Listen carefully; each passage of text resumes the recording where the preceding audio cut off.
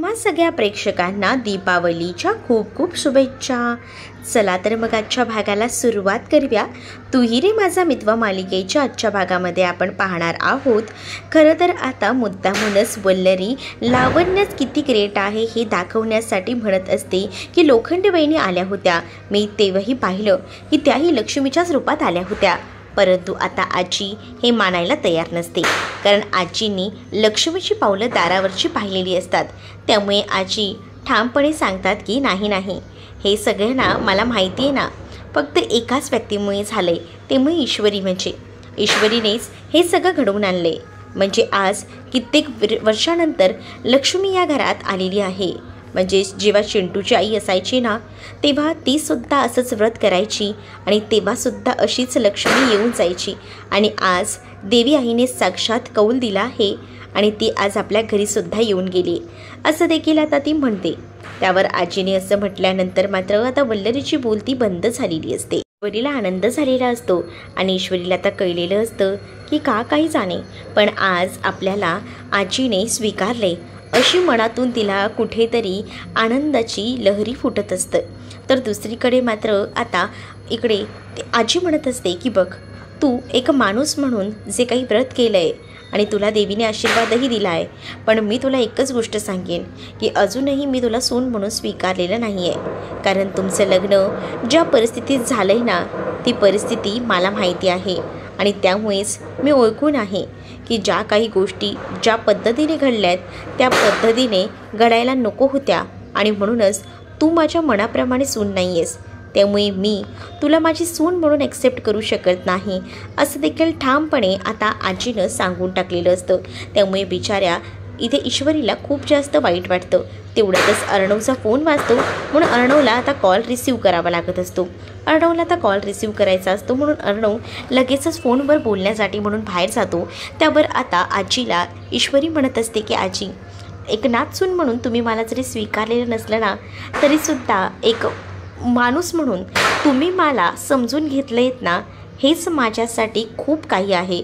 म्हणजेच मला असं वाटलं होतं की तुम्ही नाही समजून घेणार मला, पण खरंच तुम्ही ज्या पद्धतीने मला सगळ्या काही गोष्टींमधून समजून घेतलेलं आहे ना, त्यामुळे मला खरंच खूप आनंद झालेला आहे असं देखील आता म्हटलं जातं। मग या सगळ्या गोष्टी जेव्हा बोलून दाखवल्या जातात ना, तेव्हा मात्र आता आजी शांत असते, कारण आजीलाही माहिती आहे की ईश्वरीने हे व्रत एकदम चोखपणे पूर्ण केलेलं आहे आणि त्यामुळे आजी ही खूपच जास्त खुश झालेली असते।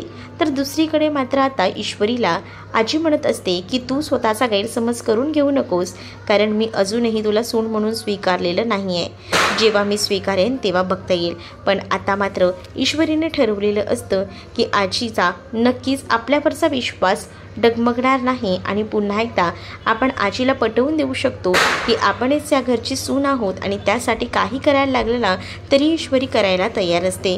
तर पुढे मात्र आता पाहायला मिळतं ईश्वरी तर तत्परतेने तयार असते, पण वल्लरी म्हणत असते की ओ बळजबरीच्या सूनबाई, तुम्हाला असं वाटत असेल की तुम्ही हे व्रत केलंय, तुम्हाला लक्ष्मी देवी पावलेली आहे, तर तरीसुद्धा तुम्ही अजूनही आईंच्या मनात उतरलेल्या नाही आहात।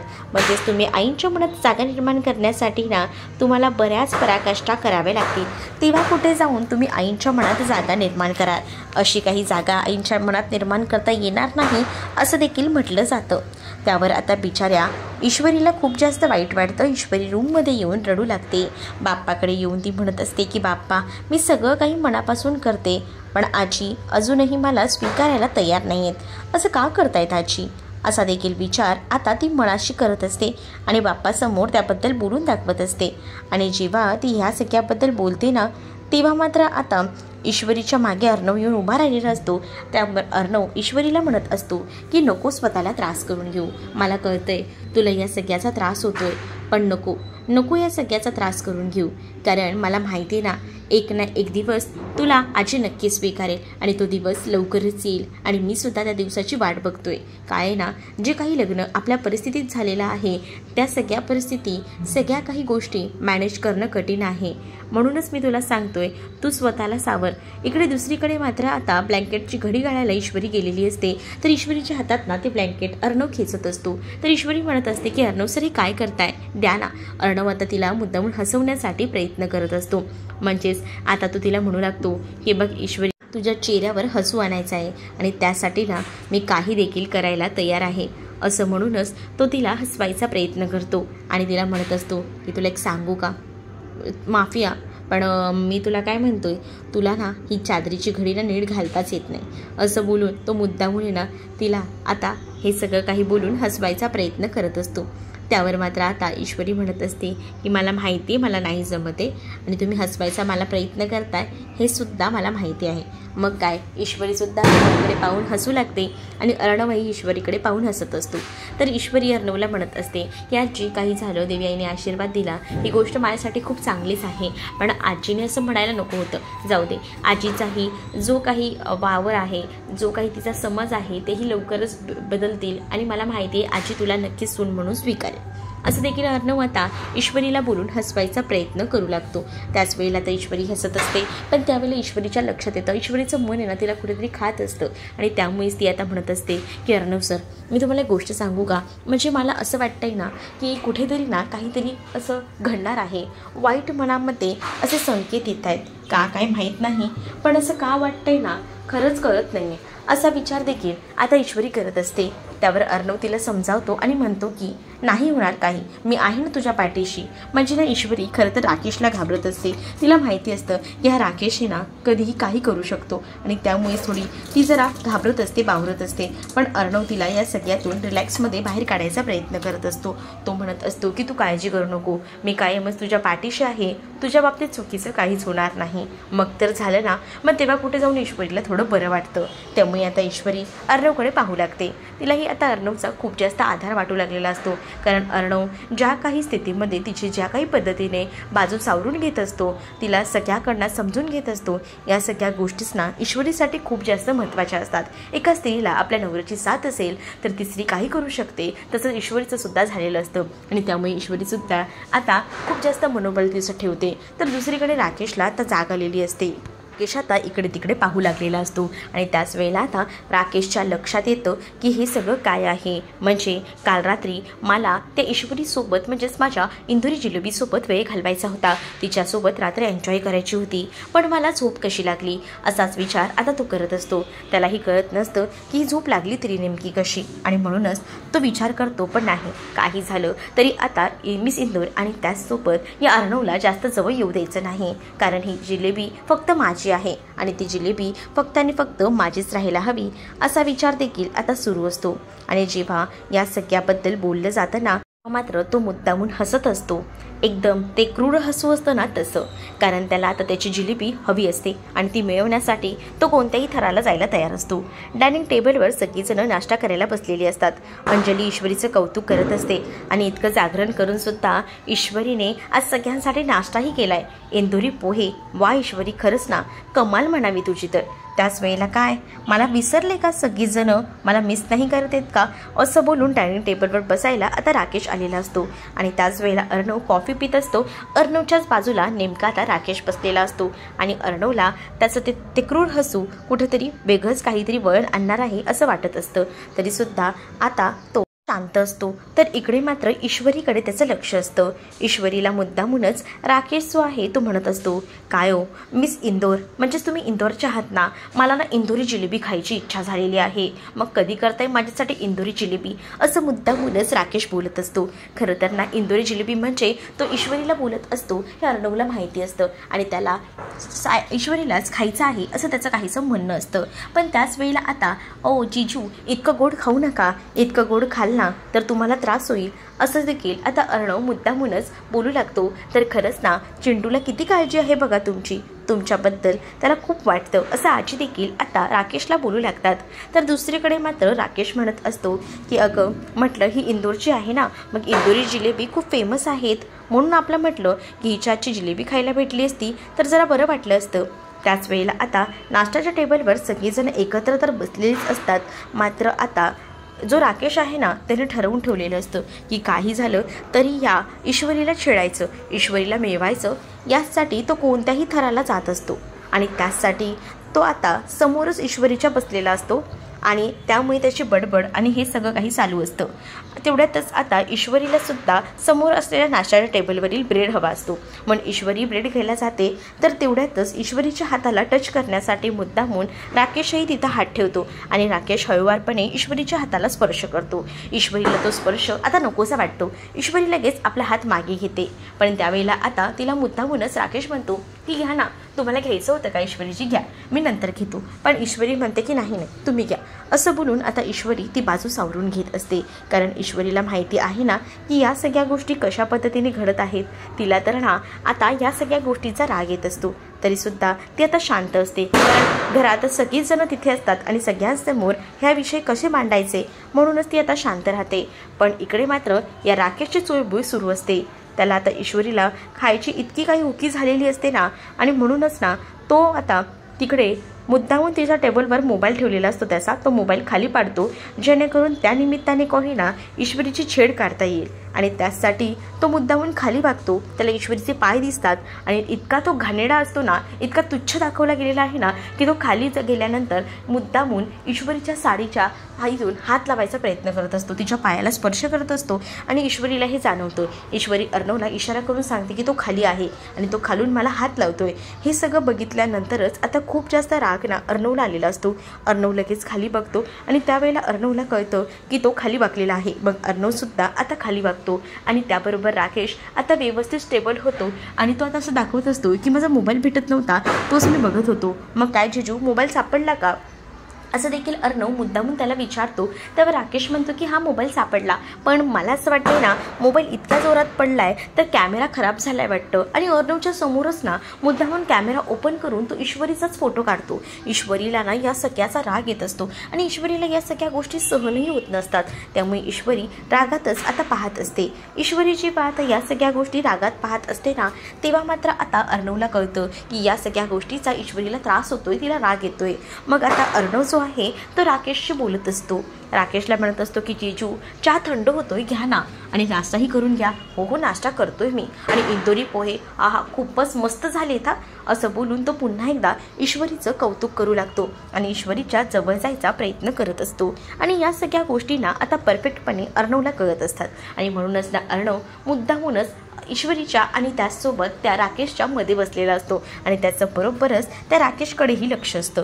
तर इकडे मात्र आता पाहायला मिळतं मुद्दामूनच या सगळ्या गोष्टी राकेश करत असतो. त्याला अर्णवला आणि ईश्वरीला लांब करायचं असतं आणि त्यासाठी तो कोणत्याही थराला जायला तयार असतो. तर तेवढ्यातच आता इथे वल्लरीच्या फोनवर कॉल आलेला असतो. तिच्या मामीला अचानकपणे बरं नसतं आणि त्यामुळेच आता तिला अचानक तिच्या मावशीच्या घरी जावं लागणार असतं. आणि ही जेव्हा गोष्ट कळते त्याला, तेव्हा ती आता म्हणत असते की सॉरी, पण मला निघायला हवं. अहो चला ना माझ्यासोबत, आकाश तूही चल ना. आकाश म्हणतो की आई माझी कामं आहेत, पण अर्णव त्याला म्हणतो की कामं होत राहतील, जा, तुला आता तिथे जाणं गरजेचं आहे.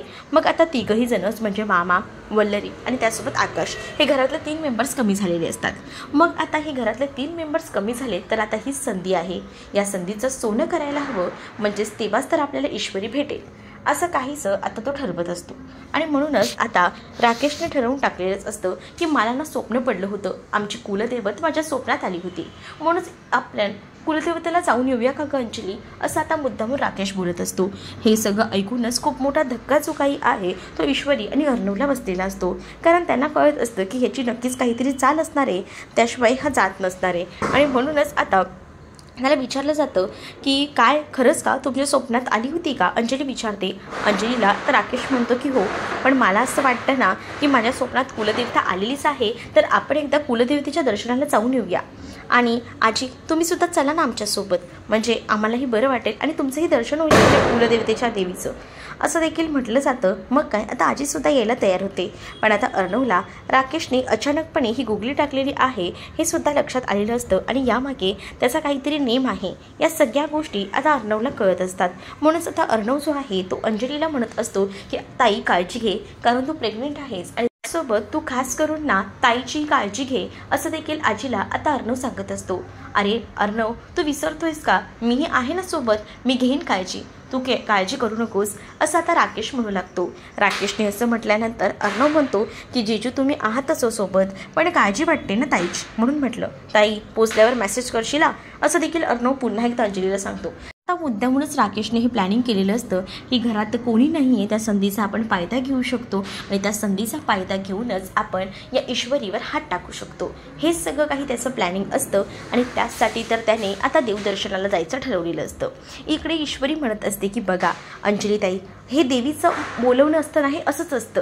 आलं आणि ठरवलं लगेच झालं. म्हणजे आता बघा ना, एक तासात तुमचं ठरलं की नाही जायचं, तसंच असतं हे. असं देखील आता ईश्वरी जे आहे ते बोलत असते आणि चांगलं दर्शन घडवून या आणि आमची इथं काळजी करू नका. त्याचसोबत मुद्दामून आता राकेश म्हणत असतो की हो, आता हे नवं जोडपं घरात एकटंच आहे, मग काय तुम्हाला डिस्टर्ब करायलाच कोणीसुद्धा नाही. हा टोमणा जो काही आहे ना, तो राकेशने मारलेला असतो. अंजली म्हणते की उगाच ना त्यांना ऑकवर्ड करू नका हो, त्यांना कसं वाटेल. तर राकेश म्हणतो सॉरी ईश्वरीजी, तुम्हाला राग आला का, असं काहीसं तो बोलत असतो. त्यानंतर चला आपल्याला आता उशीर होतोय, आपण निघूया, असं आता राकेश बोलू लागतो आणि अंजलीला आणि आजीला गाडीत बसायला सांगतो. इकडे आता ईश्वरी आणि अर्णव बाहेरच उभे असतात. त्याच वेळेला अर्णव ईश्वरीला म्हणतो की मला ना मिसिंदवर थोडं वेगळं वाटतंय. आणि त्याच वेळेला आता अर्णवने त्या पाटीलला कॉल केलेला असतो आणि पाटीलला लक्ष ठेवायला सांगितलेलं असतं. कारण या सगळ्या गोष्टींना न पचण्यासारख्या असतात.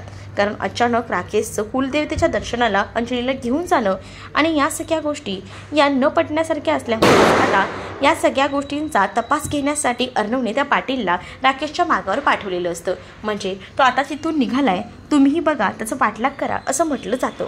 तरी आता अर्णवला म्हणत असते तुम्हालाही तसंच वाटतंय ना, मलाही तसंच वाटतंय.